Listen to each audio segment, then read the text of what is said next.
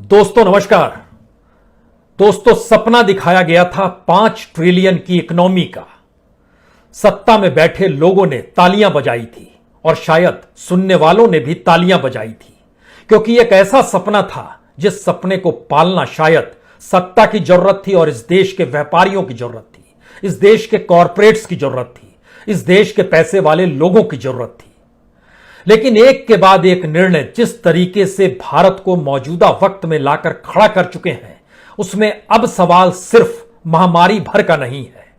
उसमें सवाल अब सिर्फ यह नहीं है कि दवाइयां नहीं है, ऑक्सीजन नहीं है, अस्पताल के बेड नहीं है और वैक्सीन भी नहीं है, और इन सारी चीजों की ब्लैक मार्केटिंग, जमाखोरी ऊपर से नीचे, दाएं से बाएं हर कोई अपने तरीके से कर रहा है, लेकिन उस पर रोक टोक लगाने की परिस्थितियां भी नहीं है। परिस्थितियां कितनी विकट हो गई है, हमें लगता है आज आपको महामारी से हटकर जरा इस देश के आर्थिक हालातों को समझ लेना चाहिए, क्योंकि वह बेरोजगारी पूरे चरम पर है। इस देश के भीतर में बैंकों को खोखला जो किया जा रहा है वह भी चरम पर है। इस देश के भीतर में भविष्य निधि में जो पैसा रखते हैं वह भी भविष्य तो दूर की बात है, सिर्फ तत्काल में जीवित रह जाएं, इसके लिए भविष्य निधि से पैसा यानी पीएफ से पैसा निकालने वालों की तादाद बढ़ती चली जा रही है। हालांकि इसी दौर में बैंक से जिन पैसे वालों ने लोन लिया, उन्होंने लोन नहीं लौटाया, उनकी तादाद भी बढ़ गई। और इसी दौर में सरकार ने जो बैंकों के द्वारा दिया गया लोन था उसको रिटर्न ऑफ यानी माफ करने की परिस्थितियों में भी चरम की परिस्थिति लाकर खड़ी कर दी। इसी दौर में मनरेगा तक में काम नहीं है। इसी दौर में बेरोजगारी का आलम इतना बड़ा हो चला है कि दुनिया के मानचित्र पर जब आप बदलाव को लेकर अपनी दृष्टि डालेंगे तो शायद इतनी बड़ी तादाद में बेरोजगारी किसी भी देश में सत्ता को पलट देती है।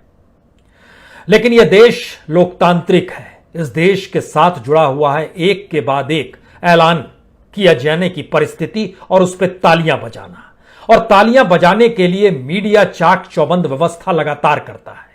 तो हमें लगता है कि आज पन्ने दर पन्ने खोलने की जरूरत इसलिए आन पड़ी है क्योंकि इस देश की जीडीपी के बराबर ही भारत पर कर्ज है। 99% कर्ज कल्पना के परे है। जितनी जीडीपी उतना ही कर्ज।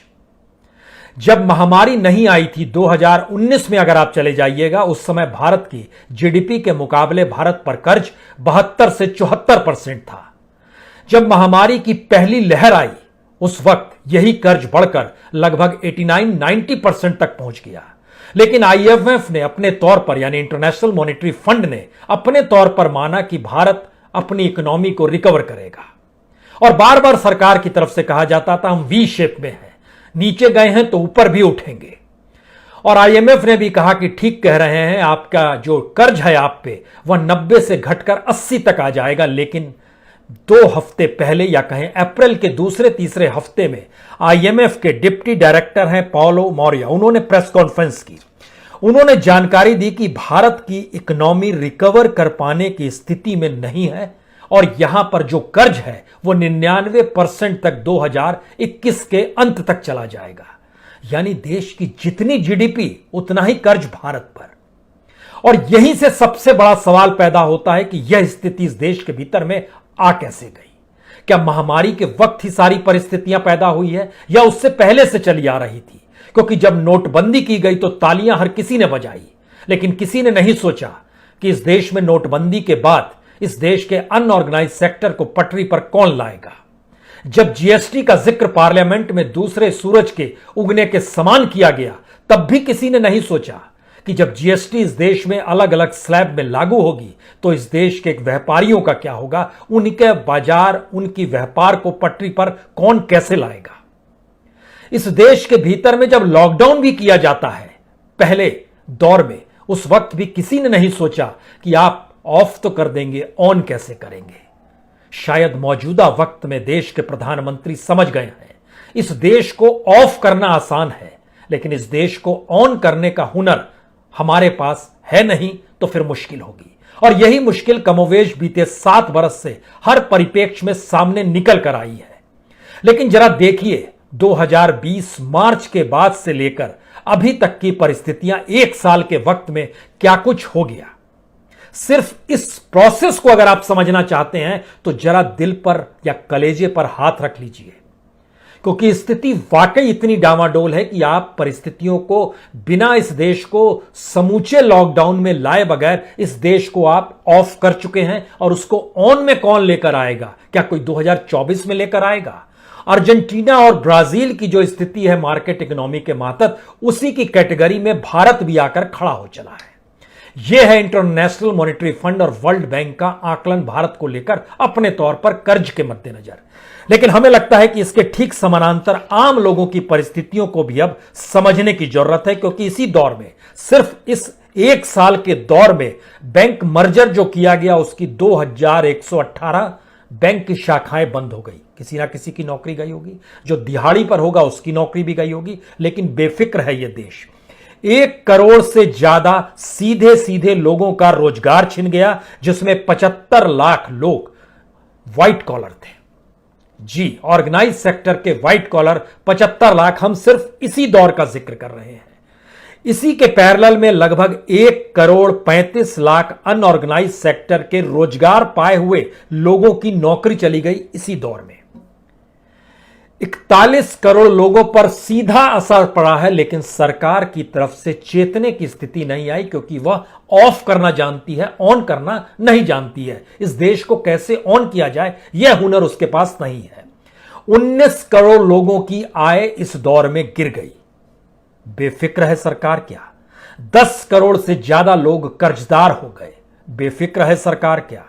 बैंकों के भीतर पहली बार जिनके अकाउंट थे उनकी संख्या बढ़ गई विलफुल डिफॉल्टर के तौर पर, यानी पैसा लौटा पाने की स्थिति में नहीं है। वो कह रहे हैं आपको जो कुर्की करनी है कर लीजिए, हम पैसा दे पाने की स्थिति में नहीं है। और इनकी तादाद 12,917 है, सिर्फ 2020 के दौर में, जब हम लोग कोविड से दो हाथ कर रहे थे। इसी दौर की स्थिति है। और जो रकम है वो 2,44,602 करोड़ की है, जो बैंकों को चूना सिर्फ इसी एक बरस के भीतर लगा है। इतना ही नहीं, जो पीएफ से पैसा निकाला जाता है, पीएफ से पैसा निकालने की तादाद जो है इस तेजी से बढ़ती चली जा रही है कि आज की तारीख में जो भविष्य निधि का पैसा वहां पर जमा था, उनकी संख्या लगभग 1 करोड़ 40 लाख से ज्यादा हो गई। यह 1 करोड़ 40 लाख वैसे लोग हैं जिनकी 15,000 रुपए से कम की कमाई है। 15,000 रुपए से ज्यादा की कमाई वालों की संख्या भी तकरीबन 1 करोड़ को छू रही है। पीएफ से निकाले जा रहे पैसों की संख्या जो है वो लगातार बढ़ती चली जा रही है। और पहली वेव और दूसरी वेव अगर दोनों को मिला भी दीजिएगा तो तकरीबन यह 55 से 60,000 करोड़ रुपया लोगों ने निकाला है, क्योंकि जिंदगी चलानी है। पहले वेव में रोजगार गया था, दूसरे वेव में दवाई चाहिए, अस्पताल चाहिए, वैक्सीन चाहिए, बेड चाहिए, इसके लिए भी पैसा चाहिए। सवाल 5 किलो गेहूं और 5 किलो चावल भर का नहीं रहा है। इस देश के भीतर में पीएफ का पैसा लोग निकाल रहे हैं, इलाज हो सके, जिंदगी बच सके। यानी जो सरकार ने अपने तौर पर ऐलान किया था 5 लाख का इंश्योरेंस, जो प्रधानमंत्री के नाम पर किया गया था, वह स्थिति कैसी धूमिल पड़ गई जब देश के भीतर में अस्पताल नहीं, बेड नहीं, इलाज नहीं, तो वो 5 लाख किसको मिलेगा? तो इसका मतलब है वो ऐलान भी सिर्फ हवा में था, क्योंकि हमारे पास इंफ्रास्ट्रक्चर नहीं था। लेकिन हम ऐलान दर ऐलान करने से चूक नहीं रहे थे। जो पेंशन निकालने वाले लोग हैं उसमें 40% लोग वो हैं जो इस देश के 3 राज्यों से आते हैं, और ये 3 राज्य इंडस्ट्रियल स्टेट के तौर पर देश में पहचाने जाते हैं। महाराष्ट्र, तमिलनाडु और कर्नाटक। कितनी बड़ी तादाद में यहां से पैसा निकाला गया, अगर उसको आप जोड़ना शुरू कीजिएगा तो महाराष्ट्र से तकरीबन 10,000 करोड़ इस दौर में इधर निकाला गया। इससे पहले जो था 7,837 करोड़ रुपए। तमिलनाडु से पहले दौर में लगभग 5,743 करोड़ था, दूसरे दौर में भी लगभग इतनी ही रकम है। कर्नाटक के भीतर में, यह कर्नाटक का आंकड़ा था 5,743 करोड़। तमिलनाडु का जो आंकड़ा है वो 4,984 करोड़ रुपए पहली वेव में निकाला गया था, और लगभग 3,000 करोड़ रुपए दूसरी वेव में निकाला जा चुका है। यानी ओवरऑल जो भी भविष्य निधि का पैसा रखे हुए था उसको आज की तारीख में पैसा चाहिए जिंदगी जीने के लिए। अब यहां पर दूसरा सवाल है, अगर ऑर्गेनाइज्ड और अनऑर्गेनाइज्ड सेक्टर दोनों को मिला दीजिएगा, सिर्फ 2020 में 8 करोड़ 60 लाख नौकरियां गई हैं।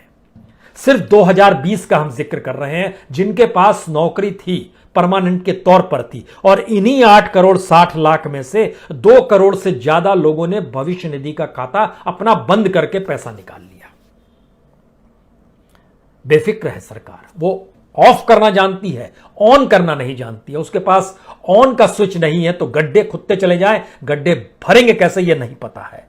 सिर्फ अगस्त के महीने में सबसे ज्यादा पिछले साल 2 करोड़ 10 लाख लोगों की जॉब गई, जो CMIE का डाटा बताता है।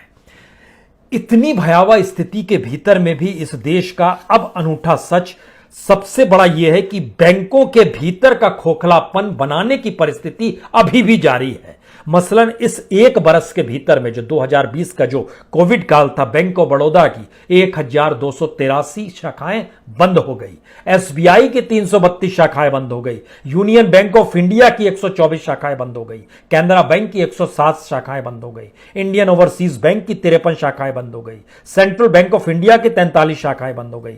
यानी लगातार जिन पे असर पड़ रहा है उसमें जो आय भी कम हो गई है। ये जो 22% का आंकड़ा जो हम आपको बता रहे हैं कि इनकी आय कम हो गई, इनकी संख्या अगर आप करोड़ में एनालिसिस करना शुरू करेंगे तो 18 करोड़ लोगों की आय इस दौर में कम होती चली गई, जो बैंक के साथ अपने धंधे को जोड़े हुए थे।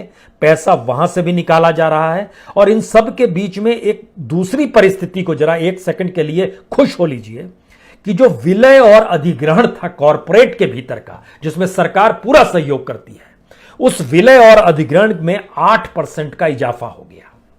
आप कहेंगे 8% मतलब क्या निकाला जाए सिर्फ एक साल में? इस 2020 का हम आपसे जिक्र कर रहे हैं, इसका मतलब है लगभग 32 अरब डॉलर, 32.8 अरब डॉलर इस विलय और अधिग्रहण से कॉरपोरेट को 8% का लाभ हो गया। और जो विलफुल डिफॉल्टर थे बैंक के भीतर में, जिन्होंने पैसा नहीं दिया, उनकी संख्या हमने आपसे जिक्र किया 12,917 थी, और यह 2,44,602 करोड़ था। आप कहेंगे ऐसे समझ में नहीं आ रहा है, तो हम आपको बताते हैं 3 साल पहले क्या स्थिति थी। मसलन 2017 में जो बैंकों से विलफुल डिफॉल्टर जो पैसा नहीं चुका पा रहे थे, वह था 1,18,130 करोड़। 3 साल के भीतर में यह दुगना हो गया। यानी जो पैसा बैंक से ले चुके थे वो लौटा पाने की स्थिति में नहीं है। बैंक के सामने मुश्किल है कि वो करे तो क्या करे। और देखिए ईमानदारी बैंक की, SBI की भी ईमानदारी इसमें देखनी चाहिए। इसलिए देखनी चाहिए कि उसने क्या किया, इस दौर में जो लोग डिफॉल्टर हैं उनकी लिस्ट जारी नहीं की, नहीं बताया कि 100 करोड़ से ज्यादा किन्हों ने पैसा डकार लिया इस देश के नागरिकों का। उन्होंने 2014 से पहले, यानी जब मनमोहन सिंह की सरकार थी, तब के डिफॉल्टर की लिस्ट पूरी जारी कर दी। उस डिफॉल्टर की लिस्ट में जानकारी आई कि उस समय लगभग 1,538 डिफॉल्टर थे 31 मार्च 2014 से पहले, और कुल रकम थी 53,806 करोड़। आज की तारीख में सिर्फ एक साल में क्या रकम है? लगभग 2.5 लाख करोड़, 5 गुना ज्यादा है। लेकिन SBI उस दौर के डिफॉल्टर्स की लिस्ट को जारी कर रहा है। और उस वक्त भी जो लिस्ट आई थी, ऐसा नहीं है कि उस समय करप्शन नहीं था, लेकिन अब करप्शन का पैमाना चरम पर पहुंच गया। अब इकोनॉमी के दरवाजे जो हैं चरम पर जाकर बंद हो रहे हैं, क्योंकि हम चीजों को ऑफ करना जानते हैं, ऑन करना नहीं जानते हैं। शायद इसीलिए जब लिस्ट में देखा गया कि किस किस प्रोफेशन के लोग थे, आयरन एंड स्टील से जुड़े हुए लोग, ट्रेडिंग से जुड़े हुए लोग, इंजीनियरिंग से जुड़े हुए लोग, कंस्ट्रक्शन से जुड़े हुए लोग, टेक्सटाइल से जुड़े हुए लोग, फूड प्रोसेसिंग से जुड़े हुए लोग और कंपनी दोनों, जो ज्वेलरी बनाते हैं वो, और इंफ्रास्ट्रक्चर से जुड़े हुए लोग, इनकी तादाद है। अगर इस दौर में आइएगा तो कुछ लिस्ट जो जारी की गई, जो RBI के जरिए की गई, उसमें जैसे कुछ नाम आप लेंगे तो उसमें आएगा किंगफिशर एयरलाइंस का नाम भी आएगा, जिसने 10,000 करोड़ रुपए लिया। स्टर्लिंग बायोटेक ग्रुप का भी नाम आएगा, 15,600 करोड़। रिलायंस एग्रो लिमिटेड का भी नाम आएगा, 3,871 करोड़। पिक्सन मीडिया प्राइवेट लिमिटेड का नाम भी आएगा, 3,000 crore. Winsome diamond and jewellery private limited का भी नाम आएगा, 8,000 करोड़। लेकिन सवाल यह नहीं है, सवाल है ये दो चार नाम लेने से काम नहीं चलेगा और ये बताने से काम नहीं चलेगा कि इस देश के भीतर में ये कॉरपोरेट लूट कर चले गए। दरअसल ये मास लेवल पर है। इस देश की सबसे बड़ी त्रासदी यह है कि यह देश सिर्फ अपर क्लास और अपर मिडिल क्लास और मिडिल क्लास को टैक्स में दायरे रखकर जीता है। बाकी जो 100 करोड़ का देश है उसको लेकर कोई चिंता नहीं, ना उसको वैक्सीन को मिल रहा है नहीं मिल रहा है, उसको बेड मिलता है या नहीं मिलता है, उसको नौकरी भी मिल रही है नहीं मिल रही है, उसके पास जो रोजगार था मजदूरी का वह भी छिन गया तो क्या है। तो जब हमने आपसे जिक्र किया 41 करोड़ लोगों पर सीधा असर असंगठित क्षेत्र के पड़ा, तो इसमें से 41 करोड़ का मतलब यह है इसमें से लगभग 10 से 12 करोड़ लोग लौटे थे पहली वेव के दौरान, जो प्रवासी मजदूर का जब हम जिक्र कर रहे थे। आज की दौर में उन पर सीधा असर, क्योंकि गांव में भी काम नहीं है और यह पूरा का पूरा वेव 2 जो है गांव को भी अपने भीतर समेट चुका है। तो हर को पैसा चाहिए, लेकिन पैसा कहां से आएगा। सरकार 2 महीने का 5 किलो गेहूं 5 किलो चावल पर आकर टिक गई है।